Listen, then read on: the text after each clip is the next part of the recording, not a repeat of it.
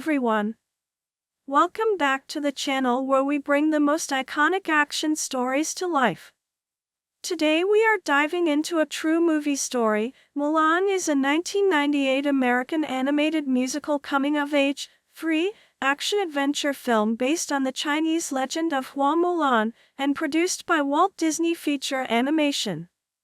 The film was directed by Barry Coate and Tony Bancroft and produced by Pam Coates, from a screenplay by Rita Seow, Chris Sanders, Philip Lazabnik, and the writing team of Raymond Singer and Eugenia Bostrick Singer, and a story by Robert D. Sanssouci.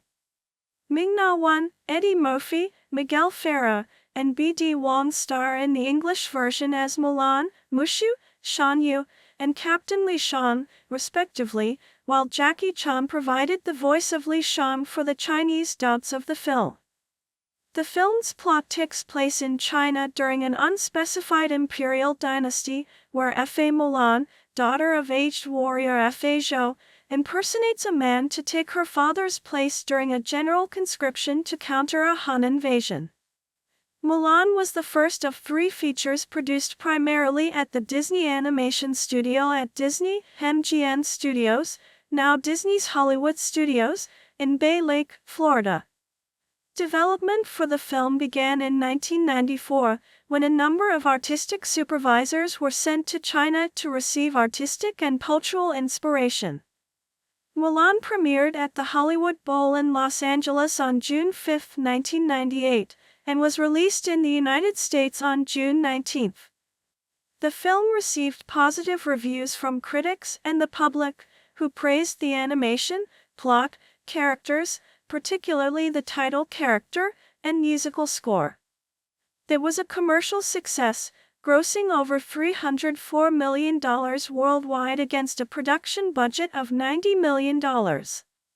It earned a Golden Globe and Academy Award nomination for its music and won several Annie Awards, including Best Animated Feature. It was then followed by a direct-to-video sequel, Mulan 2 in 2004. A live-action remake directed by Nikki Caro was released on September 4, 2020.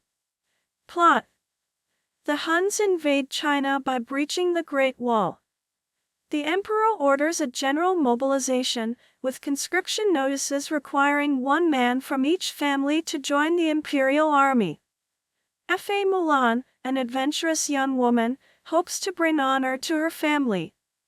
She is arranged to meet a matchmaker to demonstrate her fitness as a future wife, but is deemed a disgrace after several mishaps. Fa Zhou, Mulan's elderly father and a renowned military veteran, is conscripted. Mulan tries dissuading him from going, but he insists that he must do his duty. Fearing for his life, she cuts her hair and takes her father's sword and armor, disguising herself as a man so that she can enlist in his stead. Quickly learning of her departure, Mulan's grandmother prays to the family's ancestors for Mulan's safety. In the family's temple, the spirits of the ancestors are awakened by Mushu, a small red dragon who is a disgraced former family guardian. The great ancestor decides that the powerful stone dragon guardian should guide Mulan, and sends Mushu to wake him. After accidentally destroying the guardian's statue, Mushu decides to redeem himself to the ancestors by personally aiding Mulan. Reporting to the training camp, Mulan passes as a man named Fa Ping, with Mushu providing encouragement and clumsy guidance throughout her deception. Under the command of Captain Li Shan, she and her fellow recruits, including 3 named Yao, Ling, and Qianpa, gradually become trained soldiers. The emperor's belligerent council, Chifu, threatens to dissuade the emperor from allowing Shan's men to fight. Mushu then writes a fake letter from Shan's father, General Li, ordering Shan to follow the main imperial army into the mountains. The reinforcements set out and discover that the Huns have slaughtered Li and his troops. As the soldiers march up a mountain pass, the Huns' ruthless leader Shan Yu leads an ambush to attack them. Mulan uses a holomkushuri cannon to trigger an avalanche and bury the Huns, but is badly injured.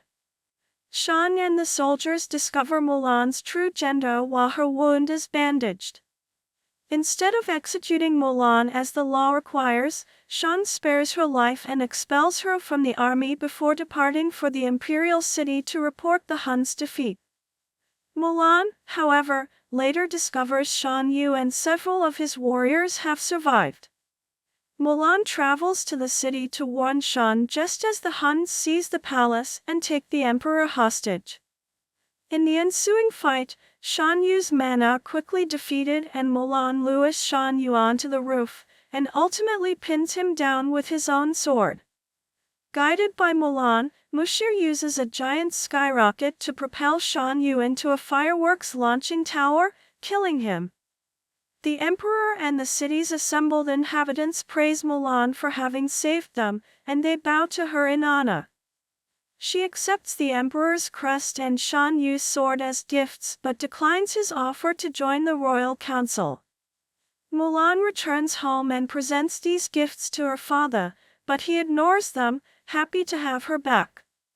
While Mushu is reinstated as a Hefei family guardian, Shan becomes enamored with Mulan and accepts her invitation to stay for dinner.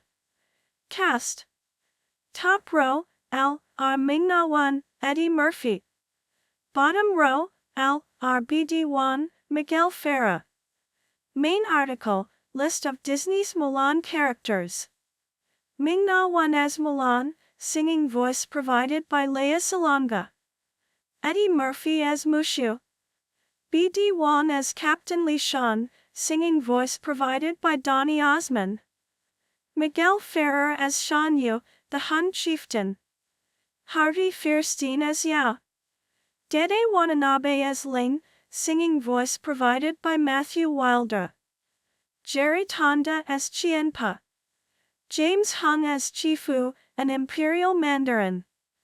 Sun Teko as Fa Zhou. Frida Foshin as Fa Li. June Foray as Grandmother Fa, singing voice provided by Marnie Nixon. Frank Welker as Khan, Mulan's horse, Crit, Mulan's cricket, and Hun. Miriam Margolyes as the matchmaker. James Shigeta as General Li. George Takei as First Ancestor. Padma Rita as the Emperor of China. Mary Kay Brodman as various ancestors, 5. Barry Cook and Tony Bancroft as the Fireworks Palace attendants, 6, 7. Kelly Chen, Coco Lee, and Su Chin voiced Mulan in the Cantonese, Taiwanese Mandarin and mainland standard versions of the film respectively, while Jackie Chan provided the voice of Li Shan in all 3 Chinese versions and appeared in the version of promotional music videos of I'll Make a Man Out of You. Taiwanese comedian Jackie Wu provided the voice of Mushu in the Mandarin version.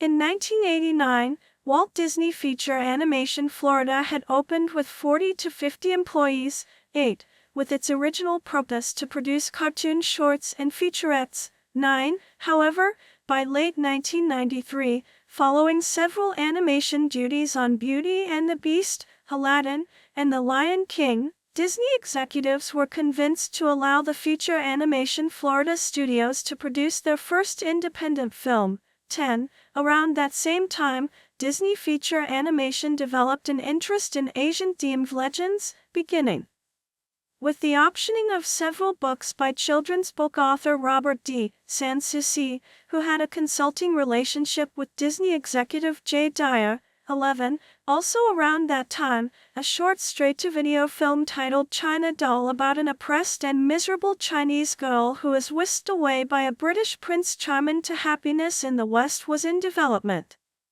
Thomas Schumacher asked Sanssouci if he had any additional stories, in response to which Sanssouci turned in a manuscript of a book based on the Chinese poem, The Song of Fa Mulan. Ultimately, Disney decided to combine the 2 separate projects, 12, 13. Following the opening of the Feature Animation Florida studios, Barry Cook, who had served as a special effects animator since 1982-14, had directed the Roger Rabbit cartoon trail mix-up produced at the Satellite Studio. At a lunch invitation with Thomas Schumacher, Cook was offered 2 projects in development: a Scottish folk tale with a dragon or Mulan.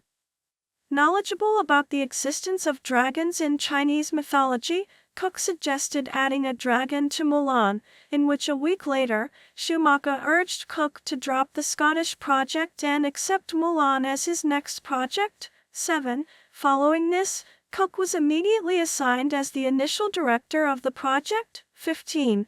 And cited influences from Charlie Chaplin and David Lean during production. 16. While working as an animator on the gargoyles for The Hunchback of Notre Dame, Tony Bancroft was offered to co-direct the film following a recommendation from Rob Minkoff, co-director of The Lion King, to Schumacher, in which she accepted. 17. He joined the creative team by early 1995. 18.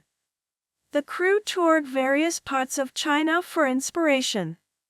In 1994, the production team sent a select group of artistic supervisors to China for 3 weeks to take photographs and drawings of local landmarks for inspiration, and to soak up local culture. 19. Key members of the creative team at the time: producer Pam Coates, director Barry Koch, art director Rick Sluter, layout supervisor Robert Walker, and Mulan supervising animator Mark Henn, were invited to travel to China as a research trip to study the landscape, people, and history of the original legend. From June 17 to July 2, 1994, the research trip flew to Beijing, China, which is where Coates became inspired by the placement of flags on the Great Wall. They also toured Datong, Woyan, Xi'an, Jiaguan, Dunhuan, and Guilin. 20. Writing.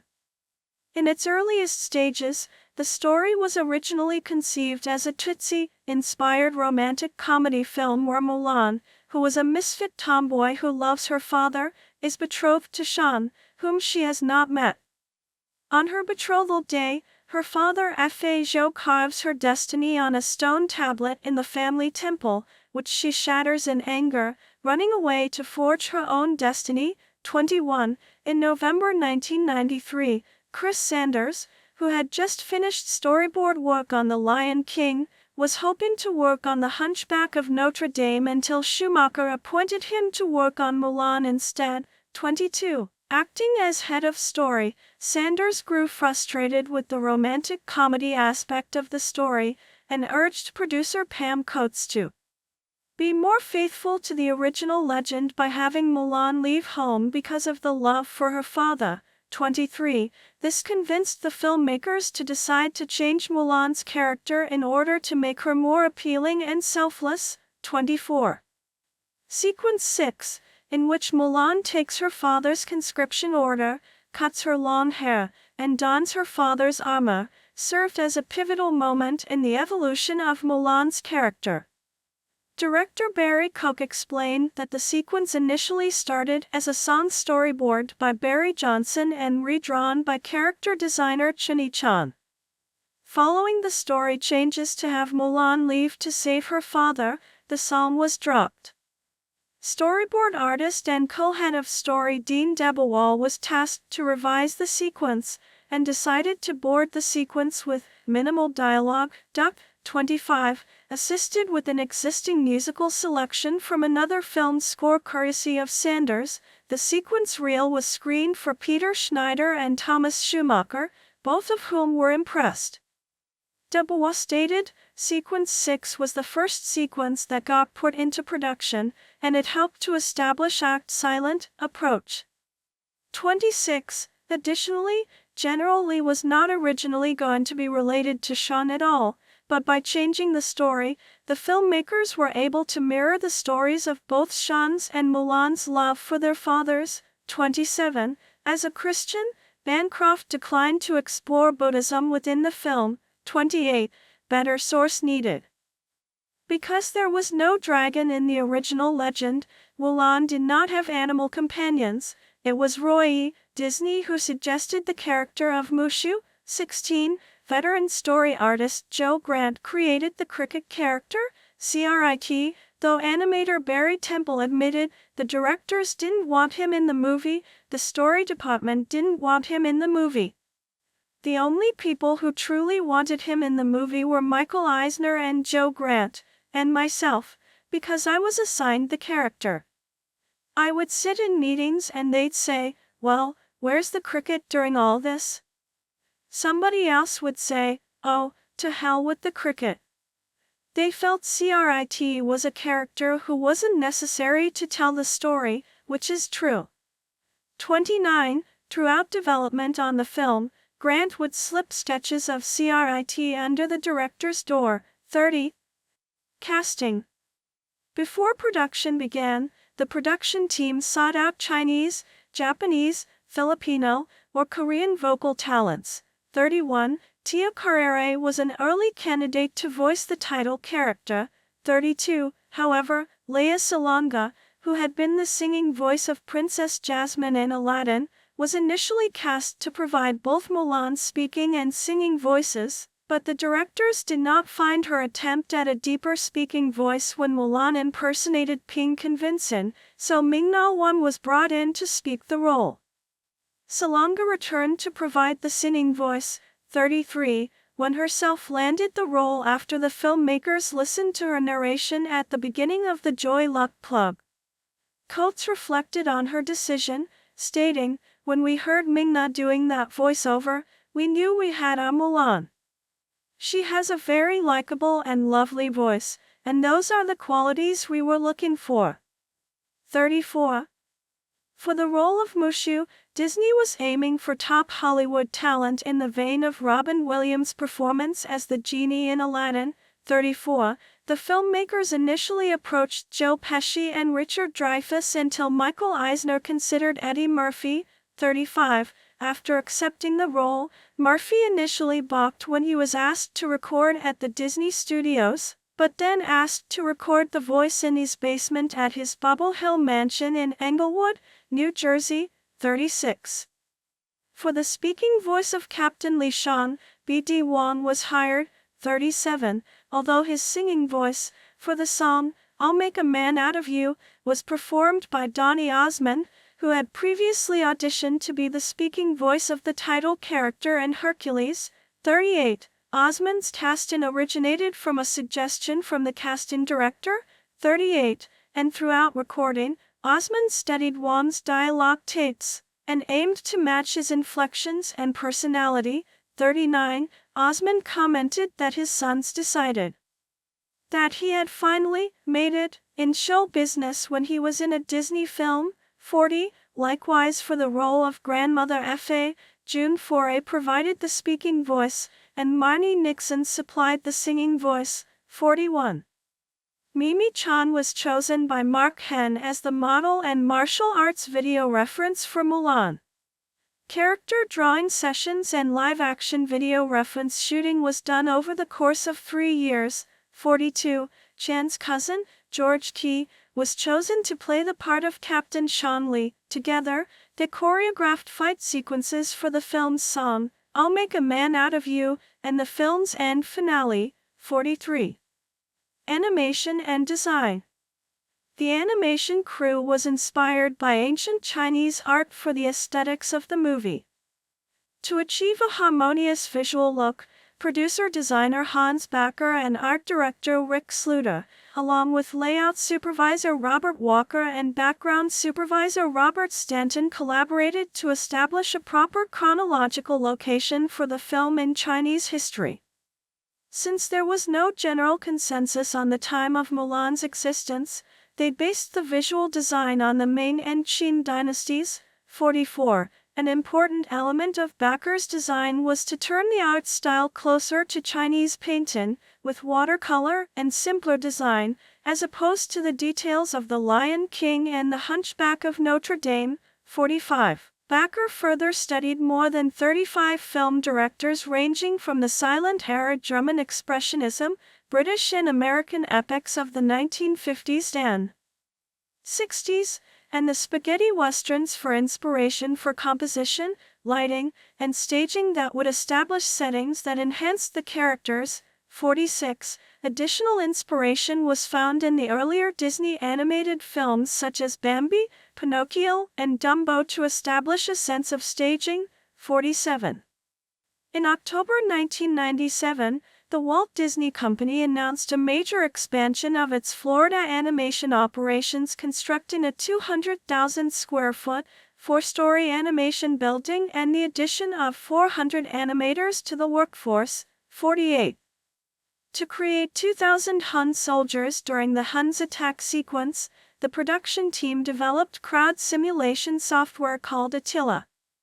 This software allows thousands of unique characters to move autonomously.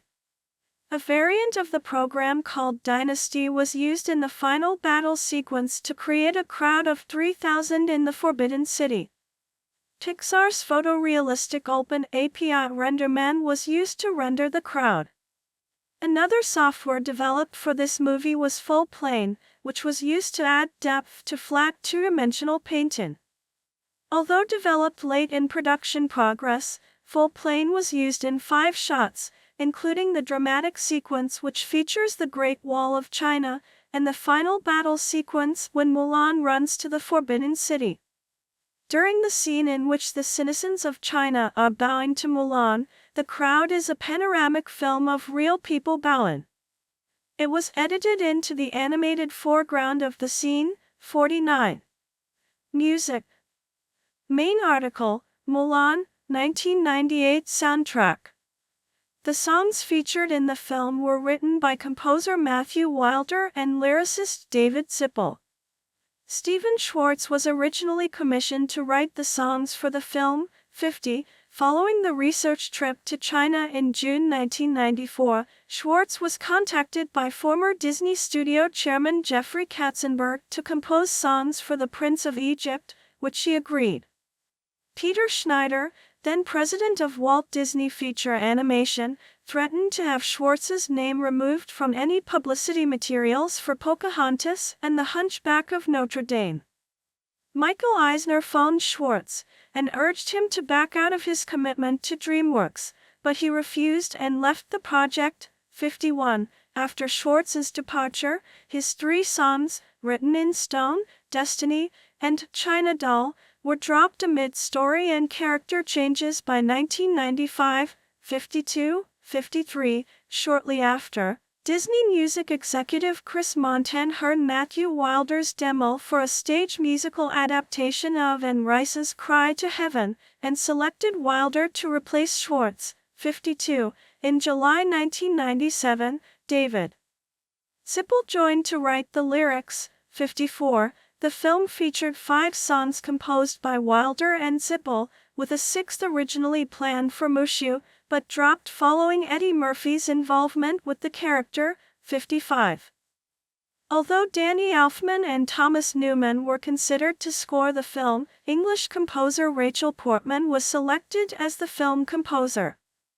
However, Portman became pregnant during production and decided to back out. 17. Following Portman's departure, Randy Edelman, whose Dragonheart theme was used in the trailer, and Totoro were considered. 52. Until Jerry Goldsmith became available and signed on after dropping out of a project. 17. The film's soundtrack is credited for starting the career of pop singer Christina Aguilera, whose first song to be released in the U.S. was her rendition of Reflection, the first single from the Mulan soundtrack.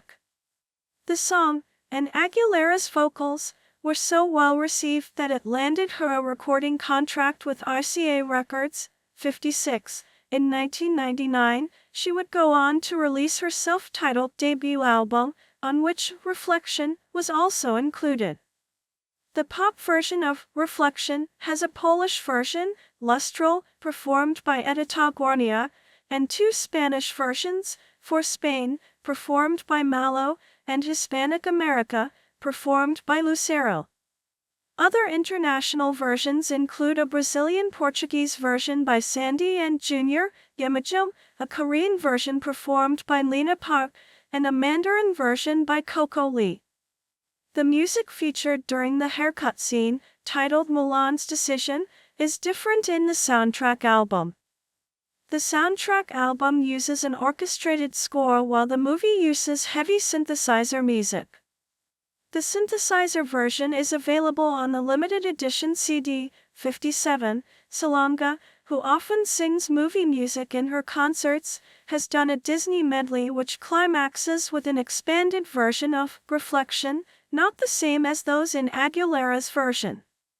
Salonga also provided the singing voice for Mulan in the film's sequel, Mulan 2. The film's teaser trailer was released in June 1997, attached to the theatrical releases of Hercules, The Little Mermaid and Flubber. 58. Teaser spots were shown during CBS's coverage of the 1998 Winter Olympics. 59.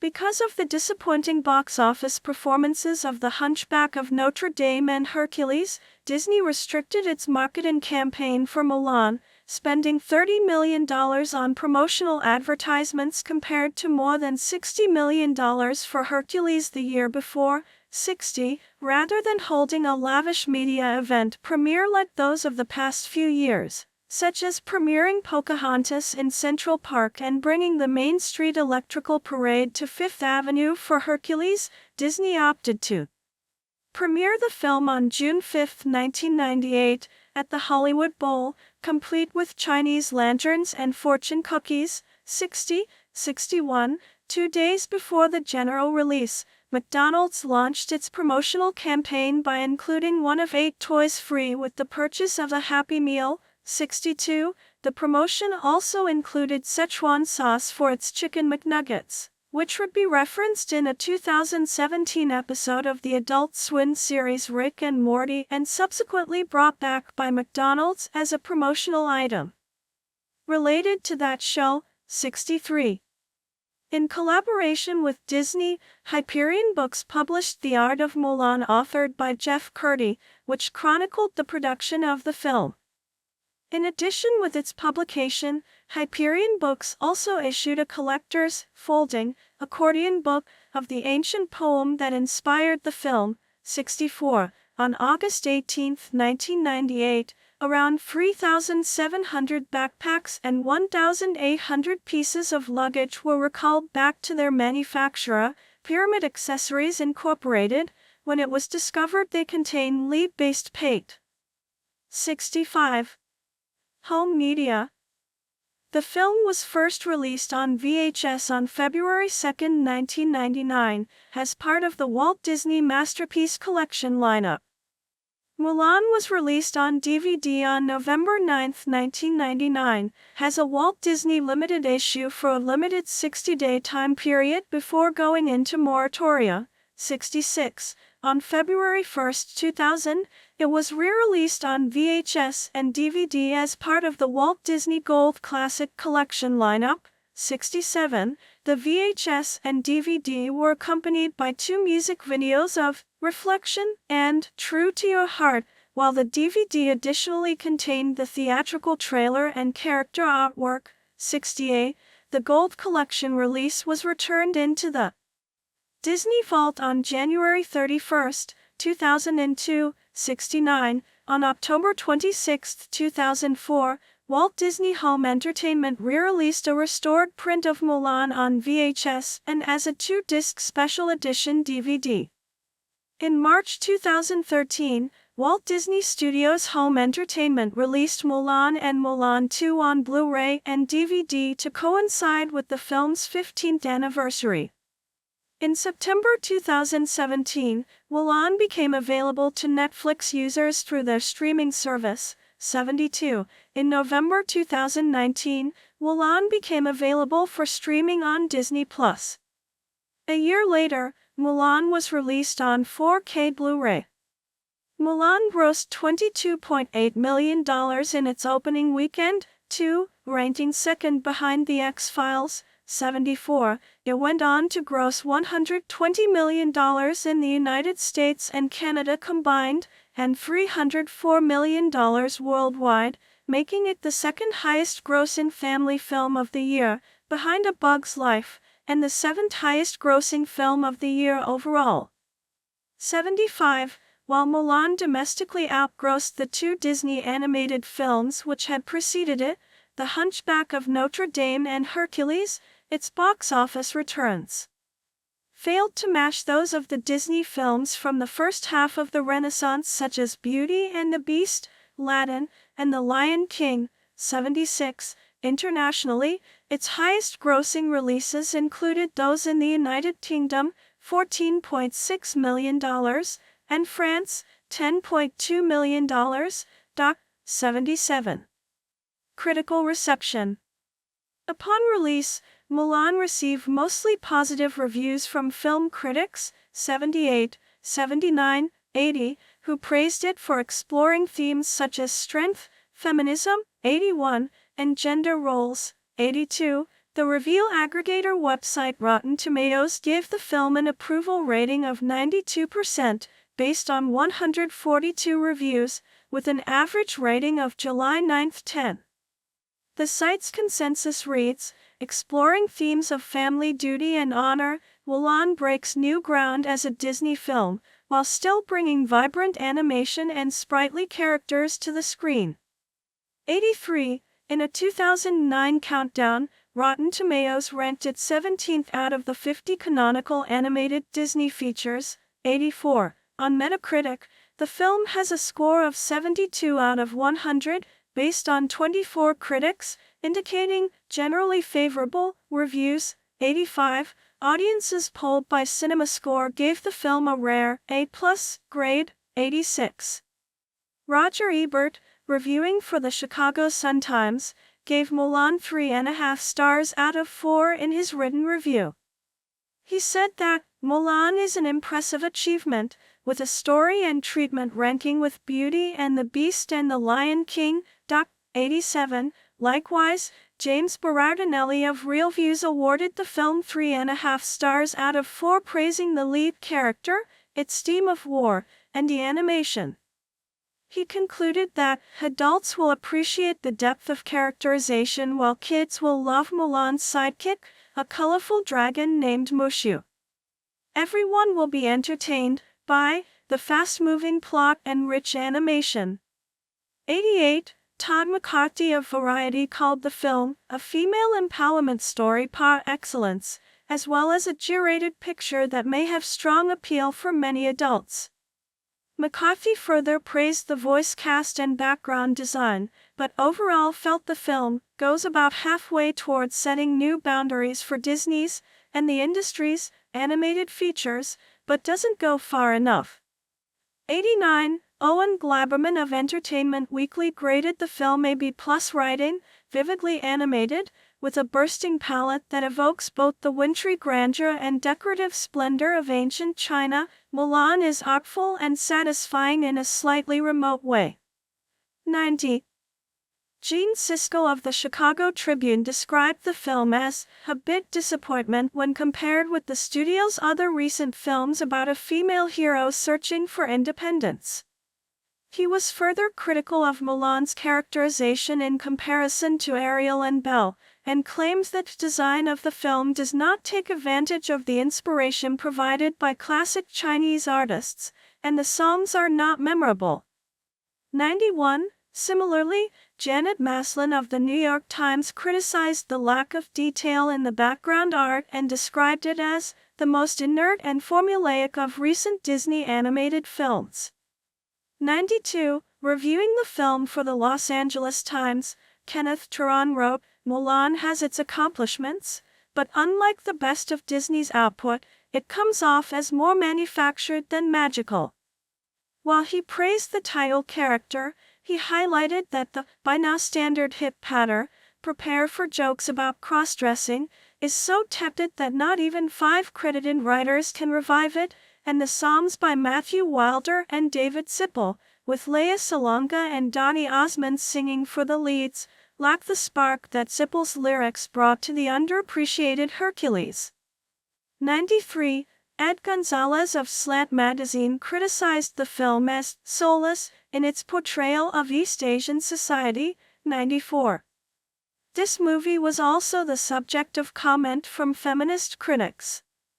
Ming-Na Wen says the film pokes fun at the ultimately repressive gender roles that seek to make Mulan a domesticated preacher. 95. Pam Coates, the producer of Mulan, said that the film aims to present a character who exhibits both masculine and feminine influences, being both physically and mentally strong. Disney was keen to promote Mulan in China, hoping to replicate their success with the 1994 film The Lion King, which was one of the country's highest-grossing Western films at that time. Disney also hoped it might smooth over relations with the Chinese government, which had soured after the release of Kundun, a Disney-funded biography of the Dalai Lama that the Chinese government considered politically provocative. 97. China had threatened to curtail business negotiations with Disney over that film and, as the government only accepted 10 foreign films to be shown in China each year. 98. Mulan's chances of being accepted were low. 99. Finally, after a year's delay, the Chinese government did allow the film a limited Chinese release, but only after the Chinese New Year, so as to ensure that local films dominated the more lucrative holiday market. Publications have reported that critical and audience reception in China was negative overall, who accused Disney of westernizing the tale. 103. Box office income was low, due to both the unfavorable release date and rampant piracy. 104. Chinese people also complained about Mulan's depiction as too foreign-looking and the story as too different from the myths. A Windows, Macintosh, and PlayStation point-and-click adventure interactive storybook based on the film, Disney's animated storybook, Mulan, titled Disney's Story Studio, Mulan on PlayStation, was released on December 15, 1999. The game was developed by Media Station for computers and Revolution Software, under the name Kids Revolution, for PlayStation. 118, 119. The game was met with generally positive reception and holds a 70.67% average rating at the review aggregator website Game Rankings. 120. Live-action adaptation. Main article, Mulan, 2020 film. Walt Disney Pictures first expressed interest in a live-action adaptation of Mulan in the 2000s. Zhang Ziyi was to star in it and Chuck Russell was chosen as the director. The film was originally planned to start filming in October 2010, but was eventually cancelled. In 2015, Disney again began developing a live-action remake. Elizabeth Martin and Lauren Hynek's script treatment reportedly featured a white merchant who falls in love with Mulan and is drawn into a central role in the country's conflict with the Huns. 123. According to a Vanity Fair source, the spec script was only a jumping-off point, and all main characters would in fact be Chinese. 124. Dawn of the Planet of the Apes and Jurassic World screenwriters Rick Jaffa and Amanda Silva are to rewrite Hynek and Martin's screenplay with Chris Bender, J.C. Spink and Jason Reed producing. 125. In February 2017, it was announced that Nikki Carl would direct the live-action adaptation of the 1998 animated film. The casting process of a Chinese actress to portray the heroine began in October 2016. The film was originally scheduled to be released on November 2, 2018, but it was later taken off the release schedule with The Nutcracker and The Four Realms taking its old slot. On November 29, 2017, Louis Fay was cast as the titular character. The film had its Hollywood premiere on March 9, 2020. Disney originally scheduled the film to be released in theaters on March 27, 2020. However, this was pushed back to July 24 and then August 21.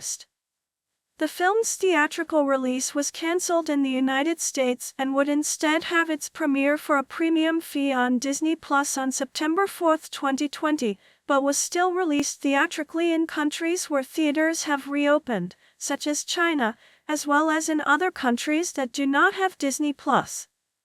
Donnie Yen was cast as Commander Tun, a mentor and teacher to Mulan. Following him, Jet Li joined the film as the Emperor of China, Gong Li was cast as the villain, a witch, and Zanna Tang was announced to play Mulan's sister. The next month, Bhatkar Shambhatkar was cast as Skach, a con artist, and Ron Yuan was cast as Sergeant Chan, the second in command of the Imperial Regiment. In June, Yosanan was cast as Chin Hunhu, a confident and ambitious recruit who becomes Mulan's love interest. In July, Jason Scott Lee joined the cast as Bori Khan, a secondary villain and warrior seeking revenge. In August 2018, Sima, Rosalind Chow, Chin Pei, Nelson Lee, Jimmy Wong and Dua Muo were added to the cast. Although Mulan isn't royalty by either birth or marriage, her husband is merely a high-ranking military officer. She is part of the Disney Princess Media franchise. Mulan was the last addition to the lineup until Princess Tiana from The Princess and the Frog was added in 2009, 11 years later. In the film Lilo and Stitch, Nanny has a poster of Mulan in her room. Mulan is also present in the Disney and Square Enix video game series Kingdom Hearts. In the first Kingdom Hearts and in Kingdom Hearts, Chain of Memories, Mushu is a summonable character, and in Kingdom Hearts 2, the movie is featured as a playable world named The Land of Dragons, with the cast of the film reprising their roles, excluding Shan Yu, now voiced by Corey Burton. In the first chapter of the game, the film's plot is changed to accommodate the game's characters, Sora, Donald, and Goofy, and Mulan, both as herself and as Pin, able to join the player's party as a skilled sword fighter, while the second chapter covers Organization 13 member Zidbar as a spy in black and Mulan's determination to stop him with Sora's help. The Land of Dragons is the first Disney-based world Sora must visit in his journey. 143, actress Jamie Chung plays a live-action version of Mulan in the second, third, and fifth seasons of the ABC television series Once Upon a Time. 144. The video game Disney Magic Kingdoms includes some characters of the film and some attractions based on locations of the film as content to unlock for a limited time. The Paris Metro, B, short for Metropolitan, C, is a rapid transit system serving the Paris metropolitan area in France. A symbol of the city, it is known for its density within the capital's territorial limits, as well as its uniform architecture and historical entrances influenced by Art Nouveau. The system is 245.6 kilometers, 152.6 miles, long, mostly underground, free, as well as its 321 stations, of which 61 allow the riders to transfer between the 16 lines, 4, with an additional 4 under construction and 1 in project, all numbered 1 to 14, with 2 extra branches, 3 bis and 7 bis, named such as they are former parts of lines 3 and 7 respectively. 3 of these lines, 1, 4, and 14, are fully automated, and the additional 4 are also planned as such. 5 lines are identified on maps by an individual number and an associated specific color, all part of an official palette, with the traveling direction indicated by the terminus, the last stop on each line. All trains travel from one end of the line to the other, serving every station along the way. The Paris Metro is operated by the Régie Autonome de Transports Parisiens, RATP, which also operates part of the ARIA, commuter standard train, network, most of the Francilian tram lines and many bus routes around and within Paris itself. It is the second busiest metro system in Europe, as well as the 12th busiest in the world. It carried 1.476 billion passengers in 2024, roughly 4.04 million passengers a day, which makes it the most used public transport system in Paris. 2. It is one of the densest metro systems in the world, with 244 stations within the 105.4 square kilometers, 41 square miles, of the city of Paris. Châtelet, Les Halles, with 5 metro and 3 RER commuter rail lines, is one of the world's largest metro stations. 6. The system generally has poor accessibility due to its old age, established 125 years ago, and because most of the current infrastructure was built before accessibility standards emerged, with few stations retrofitted since. On the flip side, all new infrastructure and rolling stock meets current accessibility standards, including extensions of historic lines. The first line opened without ceremony on July 19, 1900, during the World's Fair, Exposition Universelle, DUC. 3. The system expanded quickly until World War I and the core was complete by the 1920s. Extensions into the suburbs were started in the 1930s. The network reached saturation after World War II and new trains were built in order to allow higher traffic, but further improvements were limited by the network's design and, in particular, the short distances between stations. In 1998, Line 14 was opened with the intention to relieve RER eastbound extension of Line 11 towards Rosny. Waparier in 2024 is the network's most recent extension. A large expansion program known as the Grand Paris Express, GPE, is currently under construction with 4 new orbital metro lines, named Lines 15, 16, 17, and 18, around the Île-de-France region, outside the limits of Paris, in order to alleviate the traffic on the near-exclusively radial historic network. Further plans exist for Line 1 East, Line 7 North, Line 10 East, Line 12 South, and a merger of Lines 3 bis and 7 bis, as well as a new proposed Line 19 in the city's northernmost urbanized suburbs. Besides the metro, central Paris and its urban area are served by 5 RER lines, 602 kilometers or 374 miles with 257 stations, 14 tramway lines, 186.6 kilometers or 115.9 miles with 278 stations, 7, 9 Transilien suburban trains, 1,299 kilometers or 807 miles with 392 stations, date, in addition to 3 VAL lines at Charles de Gaulle Airport and Orly Airport. 9.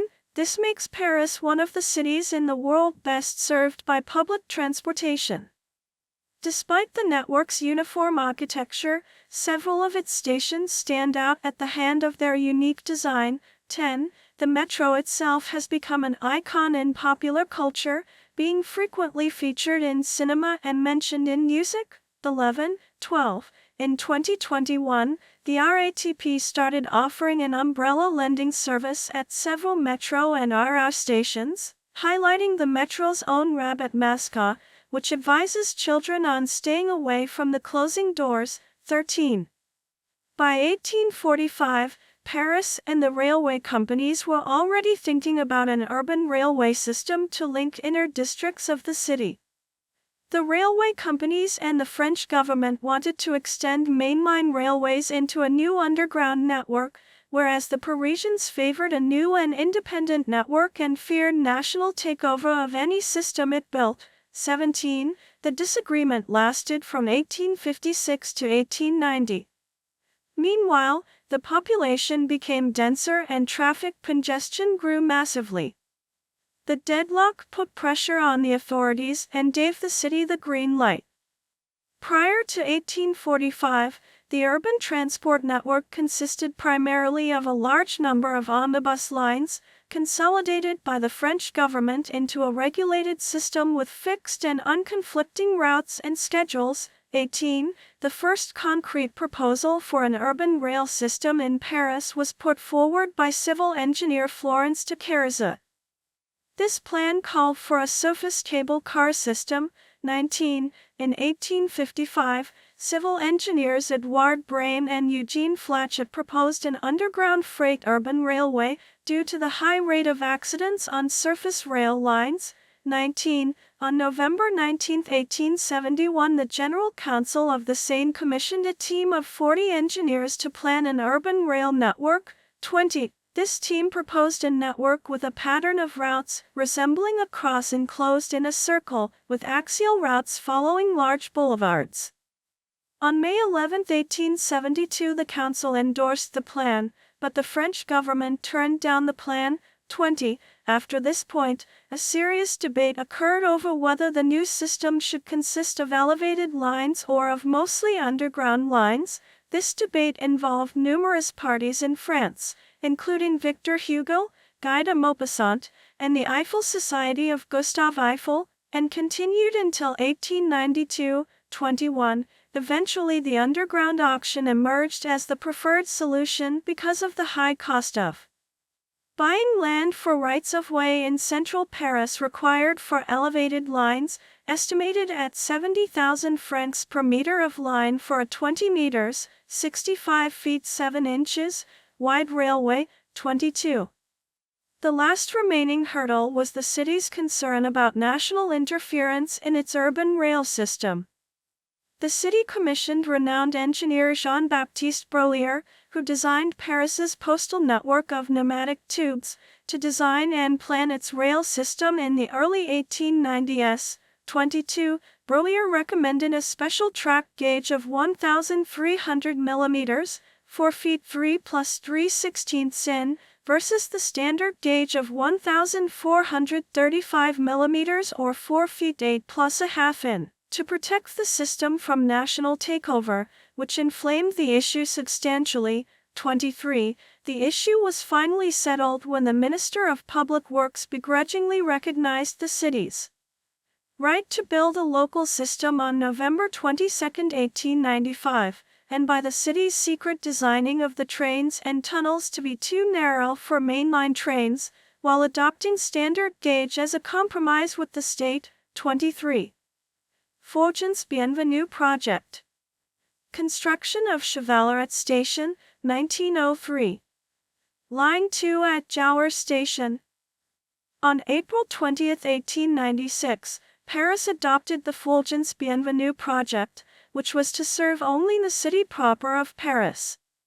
Many Parisians worried that extending lines to industrial suburbs would reduce the safety of the city. 24. Paris forbade lines to the inner suburbs and, as a guarantee, metro trains were to run on the right, as opposed to existing suburban lines, which ran on the left. Unlike many other subway systems, such as that of London, this system was designed from the outset as a unified system, initially of 9 lines. 25. Such a large project required a private-public arrangement right from the outset. The city would build most of the permanent way, while a private concessionaire company would supply the trains and power stations, and lease the system, each line separately, for initially 39-year leases. Further explanation needed. 25. In July 1897, 6 bidders competed, and the Compagnie Générale de Traction, owned by the Belgian Baron Edouard Pain, won the contract. This company was then immediately reorganized as the Compagnie du Chemin de Fer Métropolitain. 25. Construction began in November 1898. 25.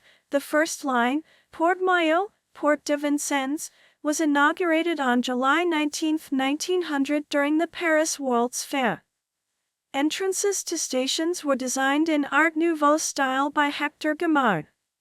86 of his entrances are still in existence.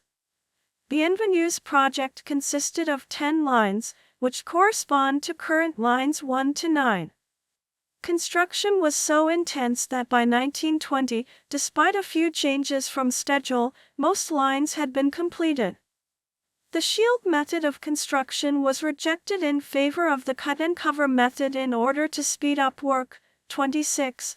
Bienvenue, a highly regarded engineer, designed a special procedure of building the tunnels to allow the swift repaving of roads. and is credited with a largely swift and relatively uneventful construction through the difficult and heterogeneous soils and rocks. 27. Line 1 and Line 4 were conceived as Central East, West and North, South lines. Two lines, Linie 2 Nord, Line 2 North, and Linie 2 Sud, Line 2 South, were also planned, but Line 2 South was merged with Line 5 in 1906. Line 3 was an additional east-west line to the north of Line 1 and Line 5 an additional north-to-south line to the east of Line 4. Line 6 would run from Nation to Place d'Italie. Lines 7, 8, and 9 would connect commercial and office districts around the opera to residential areas in the northeast and the southwest. Bienvenue also planned the circular line, the Ligne circulaire intérieure, to connect the 6 mainline stations. A section opened in 1923 between Invalides and the Boulevard Saint-Germain before the plan was abandoned. North-Sud Competing Network. Main article, Nord-Sud Company. A North-Sud station sign. On January 31, 1904, a second concession was granted to the Société du Chemin de Fer Électrique Souterrain Nord-Sud de Paris, Paris North-South Underground Electrical Railway Company, abbreviated to the Nord-Sud, North-South, Company. It was responsible for building 3 proposed lines. Line A would join Montmartre to Montparnasse as an additional north-south line to the west of Line 4. Line B would serve the northwest of Paris by connecting Saint-Lazare station to Porte de Clichy and Porte de Saint-Ouen. Line C would serve the southwest by connecting Montparnasse station to Porte de Vannes. The aim was to connect Line B with Line C, but the CMP renamed Line B as Line 13 and Line C as Line 14. Both were since conjoined by the RATP as the current Line 13. Line A was inaugurated on November 4, 1910, after being postponed because of floods in January that year. Line B was inaugurated on February 26, 1911. Because of the high construction costs, the construction of Line C was postponed. Nord-Sud and CMP used compatible trains that could be used on both networks, but CMP trains used 600 volts third rail, and NS-600 volts overhead wire and plus 600 volts third rail. This was necessary because of steep gradients on NS lines. NS distinguished itself from its competitor with the high-quality decoration of its stations, the train's extreme comfort and pretty lighting. Nord-Sud did not become profitable and bankruptcy became unavoidable.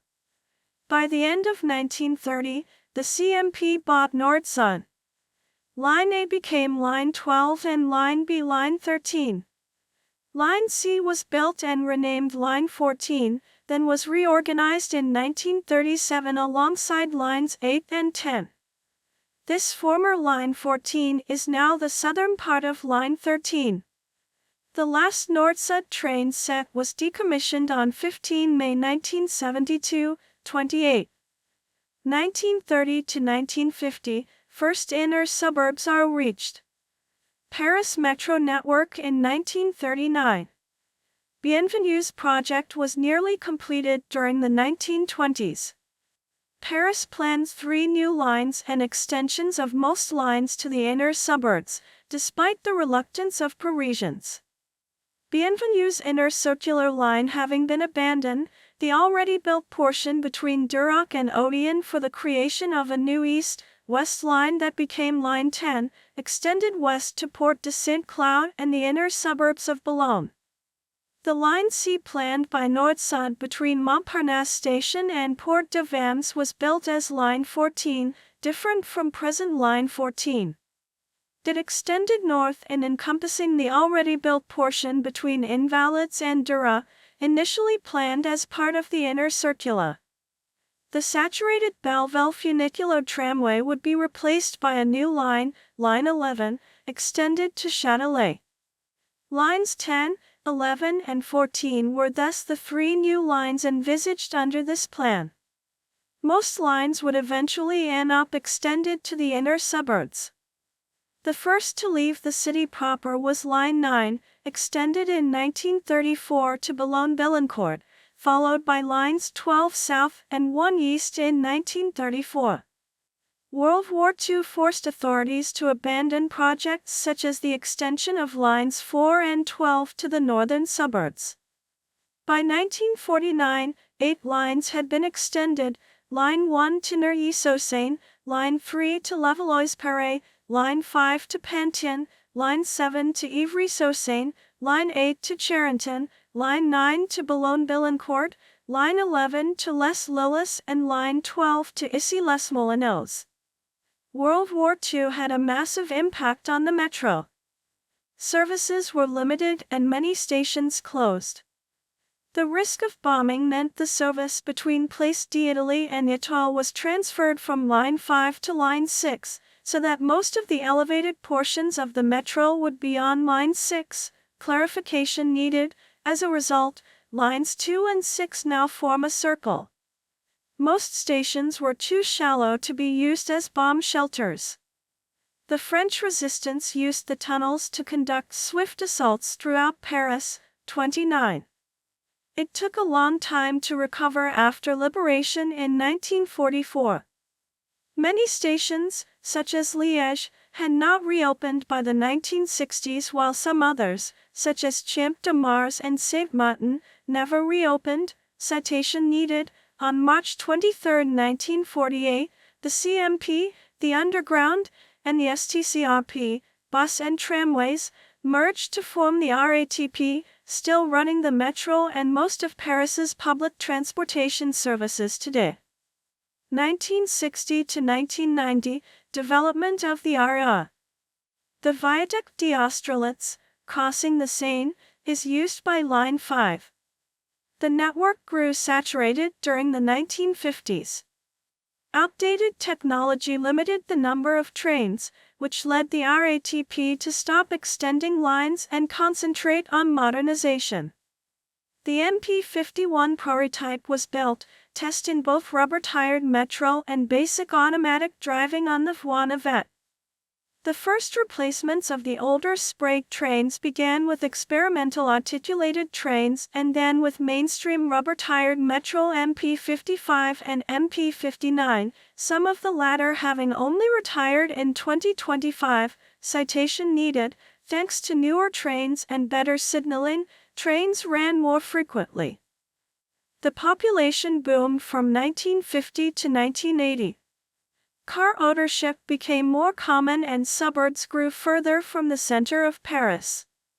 The main railway stations, termini of the suburban rail lines, were overcrowded during rush hour. Citation needed. The short distance between metro stations slowed the network and made it unprofitable to build extensions. The solution in the 1960s was to revive a project abandoned at the end of the 19th century. Citation needed. Joining suburban lines together through new express underground portions in the city center, the Réseau Express Regional Express Network, RER. Saint-Lazare Station. The RER plan initially included 1 east-west line and 2 north-south lines. RATP bought 2 unprofitable SNCF lines, the Ligne de Saint-Germain, westbound, and the Ligne de Vincennes, eastbound, with the intention of joining them and to serve multiple districts of central Paris with new underground stations. The new line created by this merger became Line A.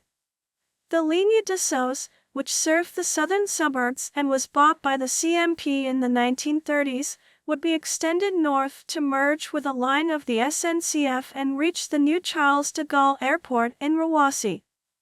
This became Line B.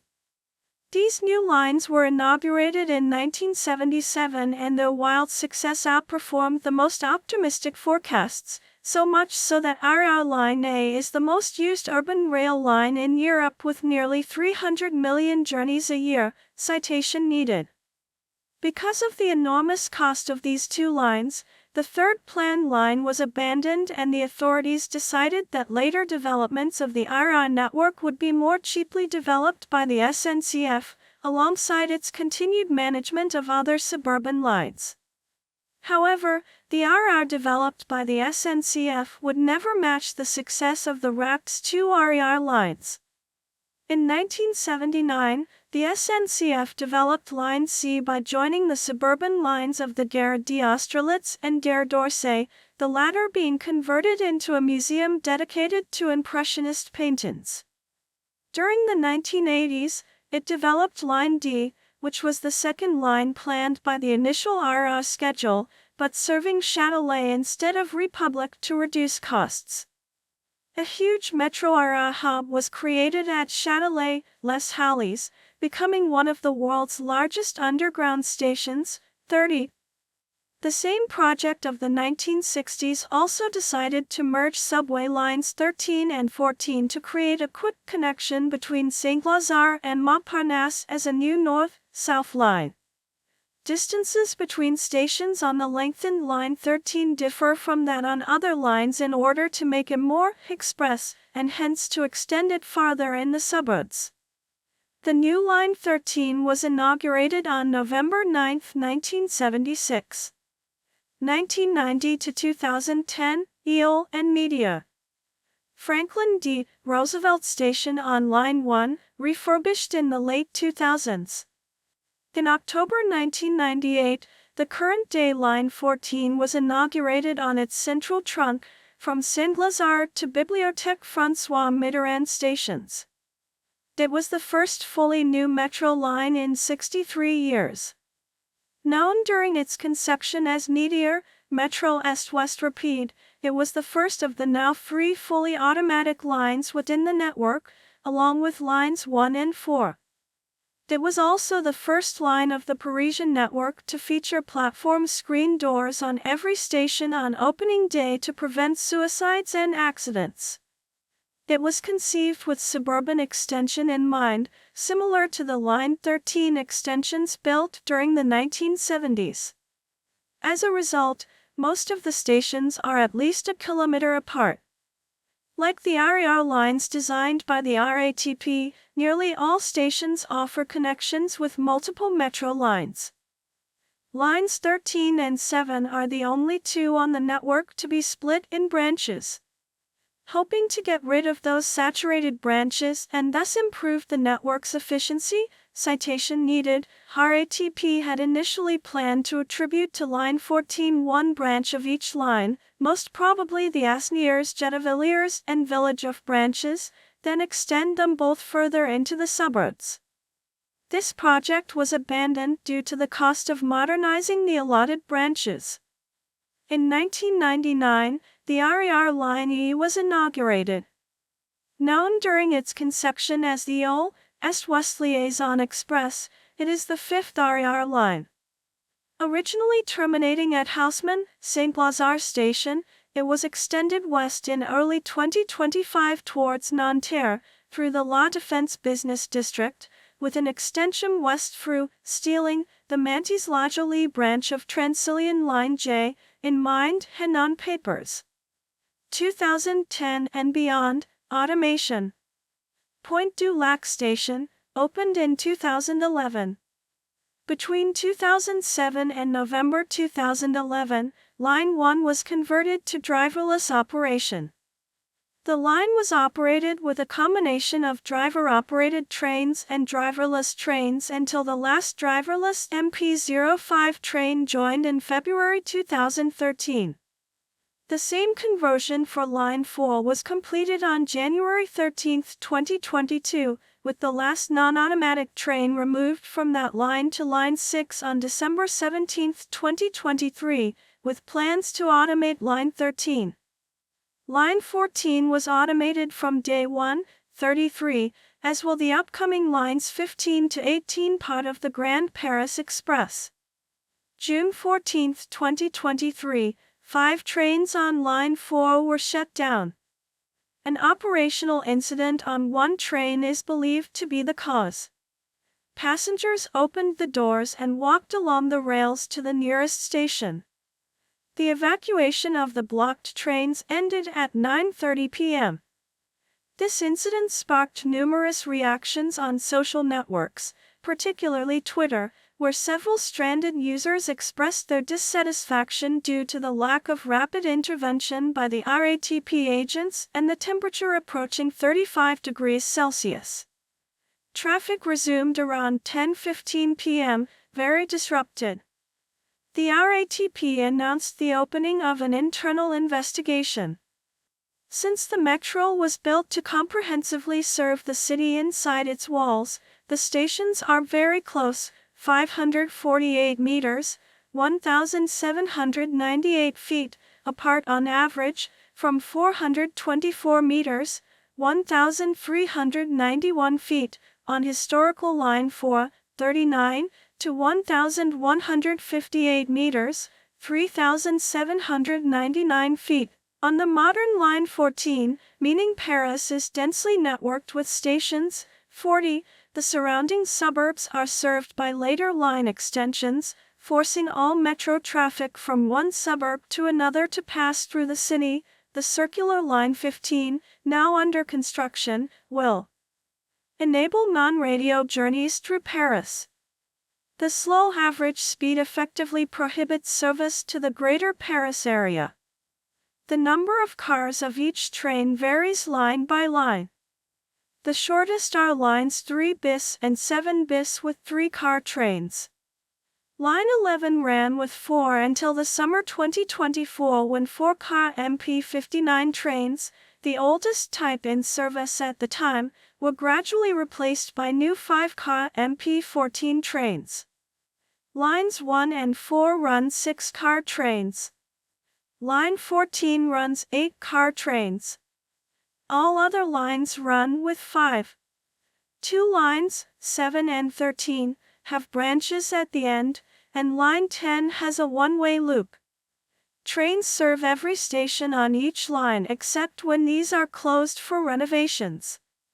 Largely because most of its stations were built well before accessibility became a consideration, less than 10% of Paris's metro system is wheelchair accessible. 46, ranking it as worst metro system in the world for accessibility. 47, 48, 49, the 20 stations of Line 14, which first opened in 1998, are fully accessible, and all line extensions since 1992 have included lifts at the new stations. 50. From 2022 to 2025, 23 new stations on the metro will be accessible, following extensions to existing lines. 51. The 4 new lines of the Grand Paris Express, which are expected to start opening in 2026, will also be fully accessible. 52. 53. The Law on Equal Rights and Opportunities, Participation and Citizenship of Persons with Disabilities of 2005, FR, does not require the metro to be made accessible. 49. 54. RATP estimates that retrofitting the network would cost between 4 and 6 billion euros, leaving aside a number of stations it considers impossible to retrofit. 55. 49. As of 2022, there were no plans to retrofit existing stations with lifts. 56. 54. RATP notes that buses and trams in Paris are fully accessible, and many ARIA and Transilien stations are accessible. 57. Technical specifications. The metro has 245.6 kilometers, 152.6 miles, of track, 3, and 321 stations, 61 connecting between lines. These figures do not include the RER network. The average distance between stations is 562 meters, 1,844 feet. Trains stop at all stations, except when they are closed. 58. Lines do not share tracks, including at transfer stations, where different platforms are used for different lines. 42. As of 2018, trains had a maximum permitted speed of 70 km per hour, 43 miles per hour, and their commercial speed averaged 25.1 kilometers per hour, 15.6 miles per hour, at peak times. 59. The fastest lines were the automated ones, Line 14, which averaged 38.9 kilometers per hour, 24.2 miles per hour, 59, and Line 1, which averaged 30 kilometers per hour, 19 miles per hour. 60. Trains travel on the right. The track is standard gauge, but the loading gauge is smaller than the mainline SNCF network. Power is from a lateral third rail, 750 VDC, except on the rubber-tired lines where the current is from guide bars. 42. The loading gauge is small compared to those of newer metro systems, but comparable to that of early European metros, with capacities of between about 560 and 720 passengers per train on lines 1 to 14. Many other metro systems, such as those of New York and London, adopted expanded tunnel dimensions for their newer lines, or used tunnels of multiple sizes almost from the outset, in the case of Boston, at the cost of operating incomparable fleets of rolling stock. Paris built all lines to the same dimensions as its original lines. Before the introduction of rubber tire lines in the 1950s, this common shared size theoretically allowed any metro rolling stock to operate on any line, but in practice each line was assigned a regular roster of trains, citation needed. A feature is the use of rubber-tired trains on 5 lines. This technique was developed by RATP and entered service in 1951. 61. The technology was exported to many networks around the world, including Montreal, Mexico City, and Santiago. Lines 1, 4, 6, 11, and 14 have special adaptations to accommodate rubber-tired trains. Trains are composed of 3 to 8 cars depending on the line, the most common being 5 cars, but all trains on the same line have the same number of cars. The metro is designed to provide local, point-to-point service in Paris proper and service into the city from some close suburbs. Stations within Paris are very close together to form a grid structure, ensuring that every point in the city is close to a metro station, less than 500 meters or 1,640 feet, at the cost of speed, except on Line 14 where the stations are farther apart and the trains travel faster. The system is complemented by the RA, which extends farther out into the suburbs and functions as an express network for the city and its surroundings. The earliest camcorders were tape-based, recording analog signals onto videotape cassettes. In the 2000s, digital recording became the norm, and additionally tape was replaced by storage media such as mini HDD, mini DVD, internal flash memory, and SD cards. 1.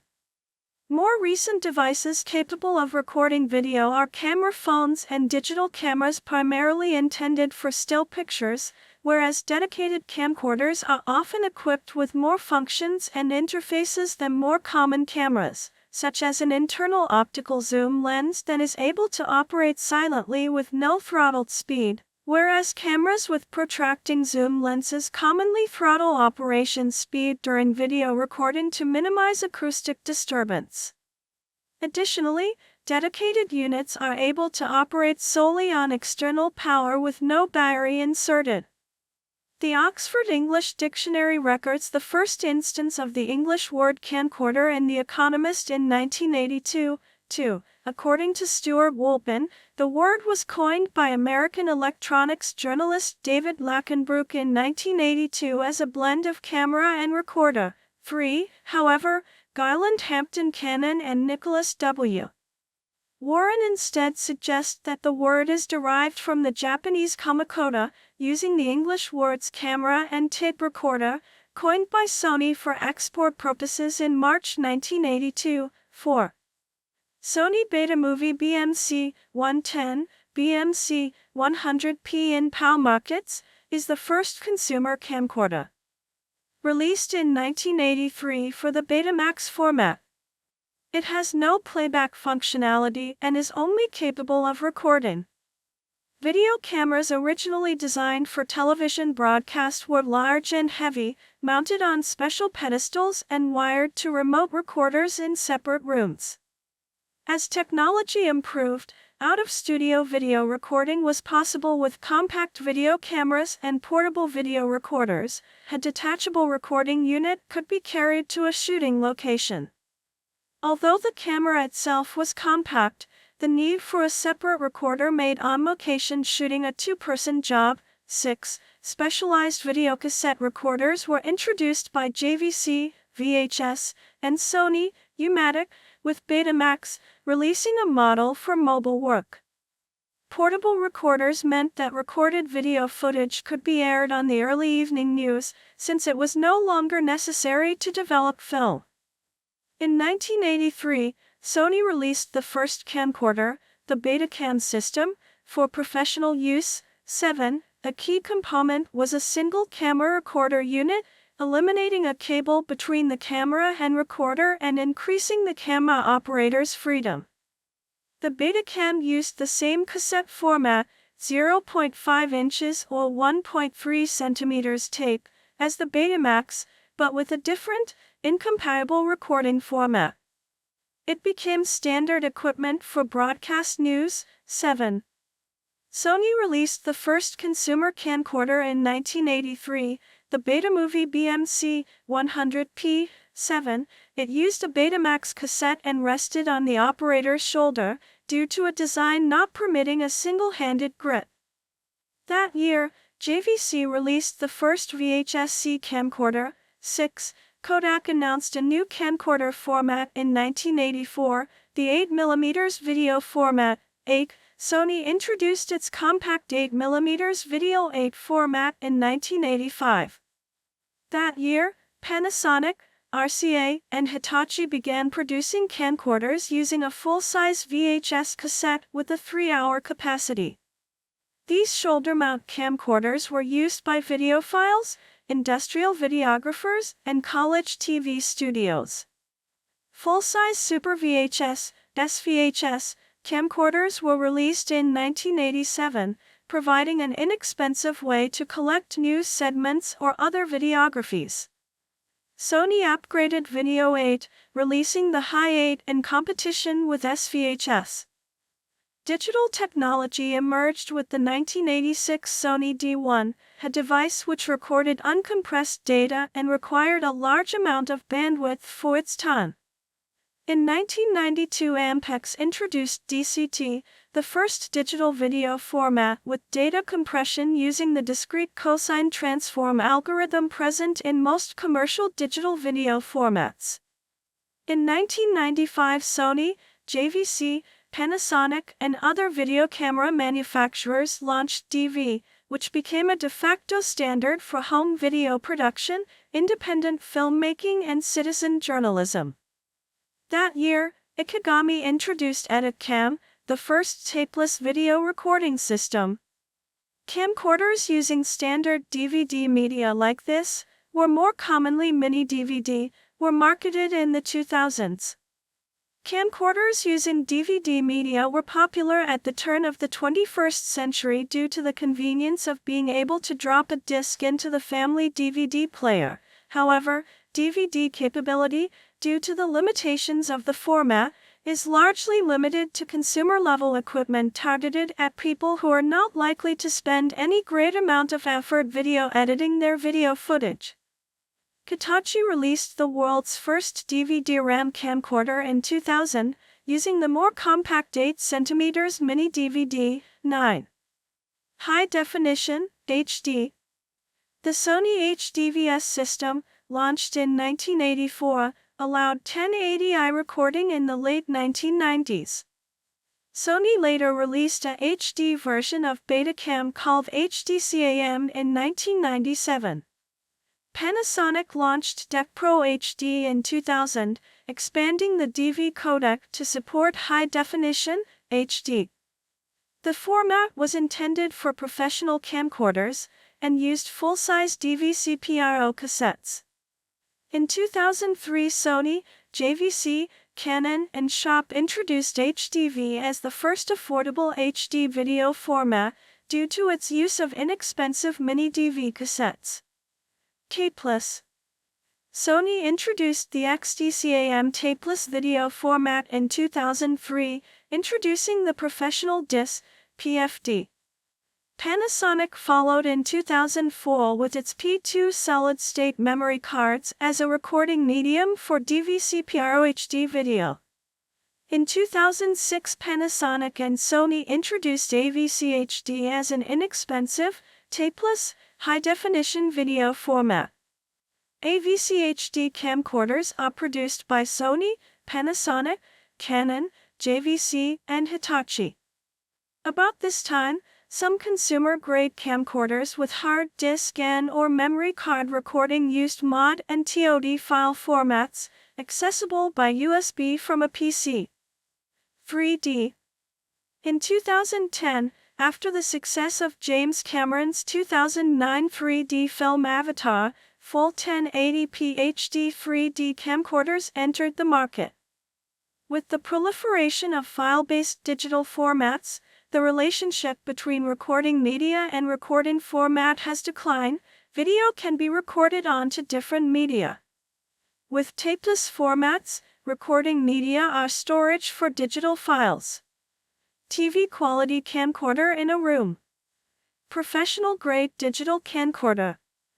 In 2011, Panasonic, Sony, and JVC released consumer-grade camcorders capable of filming in 3D. Panasonic released the HDC SDT750. It is a 2D camcorder which can shoot in HD. 3D is achieved by a detachable conversion lens. Sony released a 3D camcorder, the HDR TD10, with two lenses built in for 3D filming, and can optionally shoot 2D video. Panasonic has also released 2D camcorders with an optional 3D conversion lens.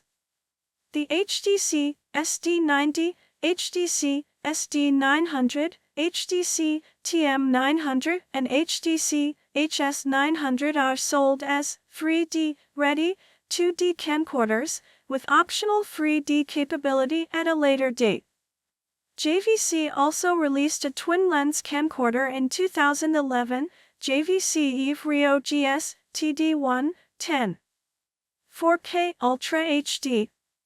In CES, January 2014, Sony announced the second consumer/low-end professional, prosumer, camcorder Sony FDR AX100 with a 120.9 MP sensor able to shoot 4K video in 3840 by 2160 pixels 30 frames per second or 24 frames per second in the XAVCS format. In standard HD, the camcorder can also deliver 60 frames per second. When using the traditional format AVC HD, the camcorder supports 5.1 surround sound from its built-in microphone. This is however not supported in the XAVCS format. The camera also has a 3-step ND filter switch allowing greater control of how much light can enter the camera for maintaining a shallow depth of field or giving a softer appearance to motion. For 1-hour video shooting in 4K, the camera needs about 32 GB to accommodate a data transfer rate of 50 megabits per second. The camera's MSRP in the US is $2,00011. In 2015, consumer UHD 3840 by 2160 camcorders below $1,000 became available.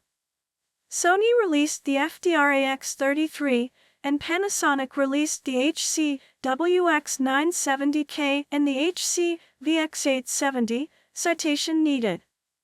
In September 2014, Panasonic announced and claimed 4K Ultra HD camcorder HC X1000D as the first conventional camcorder design that can capture up to 60 frames per second at 150 megabits per second or alternatively standard HD recording at up to 200 megabits per second in all-I mode with MP4, MOV and AVC HD formats all offered depending on the resolution and frame rate. With use 1/2.3-inch small sensor as commonly is used by bridge cameras, the camcorder has 20x optical zoom in a compact body with dual XLR audio inputs, internal ND filters and separate control rings for focus, iris, and zoom. In HD capture, the camcorder enables in-camera downscaling of the 4K image to HD to reduce noise inherent in the smaller sensor, 12.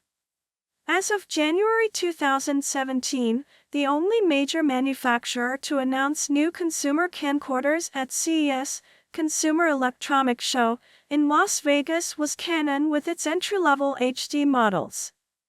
Panasonic only announced details regarding their mirrorless Micro Four Thirds digital camera called the Lumix GH5, capable of shooting 4K in 60p.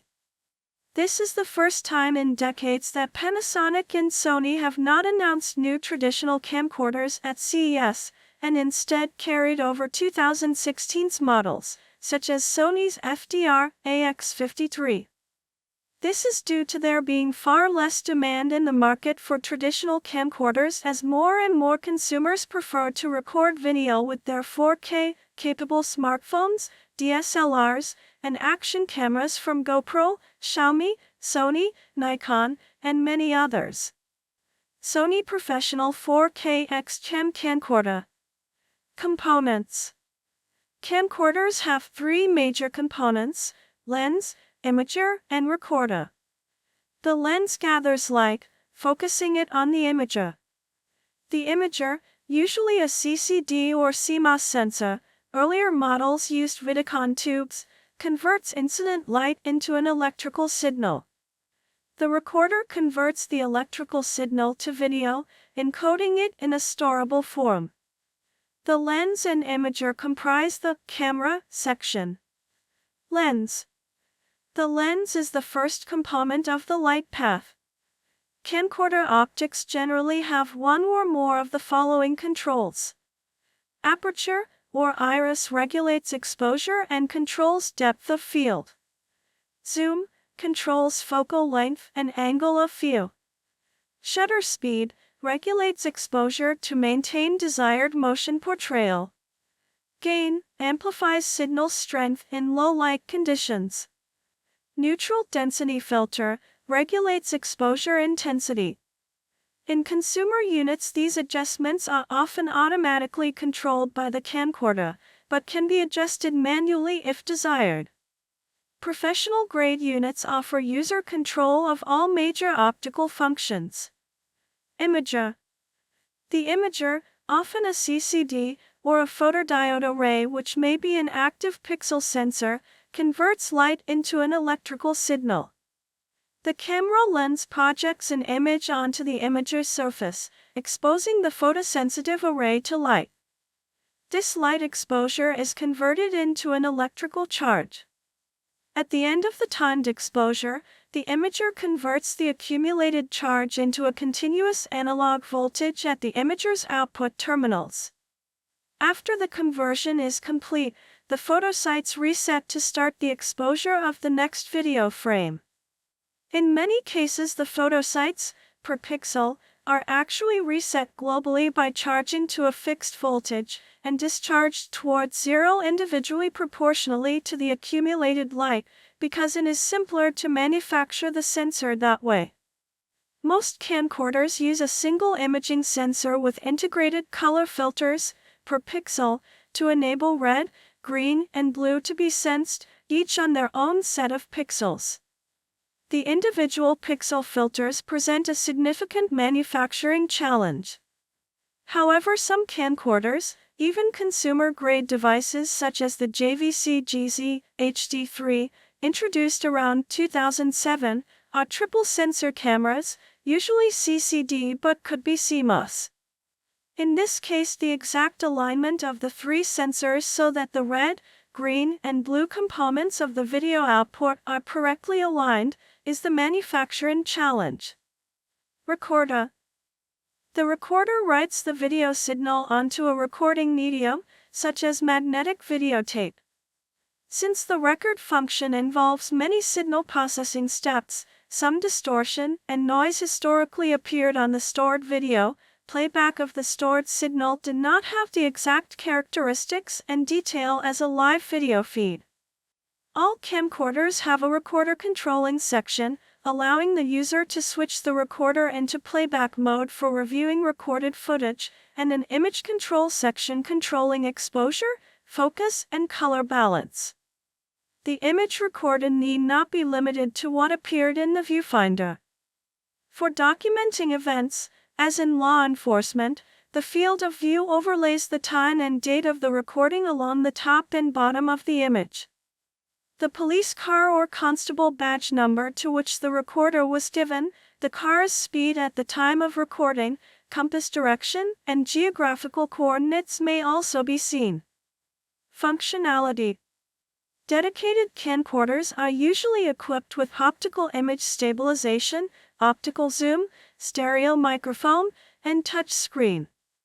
Additional possible features include a viewfinder, usually digital, a pressure-sensitive knob for zooming at a controllable speed, LED lamp for illuminating in darkness, possibly with an option to adjust automatically, night vision which may be assisted by an infrared lamp, still photography, the ability to capture still photos while filming, usually at a higher resolution than the video, the ability to lock the OIS on far subjects while zoomed in, named OIS Lock by Panasonic, the ability to buffer footage before pressing the record button to avoid missing moments without having to be constantly recording, named PREREC by Panasonic, the ability to keep the lens cover open for few minutes into standby mode for rapid restarting, internal storage for recording when the inserted memory card space is exhausted, autofocus able to track objects,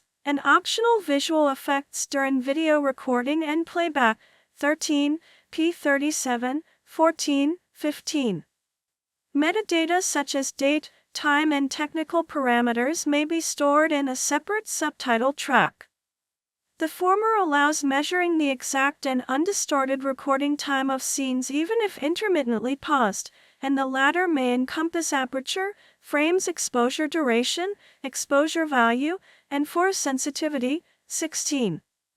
On digital camcorders, the video resolution, frame rate, and/or bit rate may be adjustable between higher quality but larger file sizes and lower quality but extended recording time on remaining storage. The image sensor may have a higher resolution than the recorded video, allowing for lossless digital zoom by cropping the area read out from the image sensor. The video player may allow for navigation between individual frames and extraction of still frames from footage to standalone pictures. 15. Types: analog and digital. This older RCA camcorder rec